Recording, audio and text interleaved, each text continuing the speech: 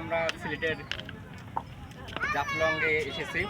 আর দেখুন পুরোটা সাদা পাথর, পুরোটা এটা সাদা পাথর। চারিদিকে শুধু সাদা পাথর আর সাদা পাথর। আর এখানে অনেক পর্যটক প্রতিদিন ঘুরতে আসে। তো দেখতে পাচ্ছেন এই যে দেখেন কালো পাথর, এটা দেখতে অনেকে আসে। আর পাশে ঝুলন্ত ব্রিজ রয়েছে, এটা দেখতে আসে। আর এটা মূলত হচ্ছে বাংলাদেশ ভারত সীমান্ত, বাংলাদেশ ভারত সীমান্তে এটা অবস্থিত। এটা হচ্ছে সিলেট থেকে কাছাকাছি, সিলেট থেকে প্রায় এক দেড় ঘন্টা লাগে আসতে।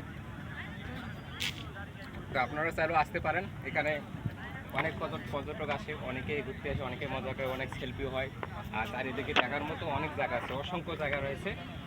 তো আপনারা চাইলে বন্ধু বান্ধব মিলে আসতে পারেন। জায়গাটি খুব অসাধারণ, অনেক সুন্দর। যখন এখানে পানি হয়, এই যে চারিদিকটা দেখতেছেন, চারিদিকে যখন এখানে পানি হয় তখন পাথরগুলো আরও চকচকে সুন্দর দেখায়। যখন পানি হয় তখন পাথরগুলো আরও চকচকে সুন্দর দেখায়। আর পানিতে অনেক গোসল করা যায়। অনেকে এখন পানি কম, তারপরে অনেকে গোসল করতেছে, সেলফি তুলতেছে। আর এখানে যখন পানি বেশি থাকে তখনও অনেকেই সেলফি তোলে।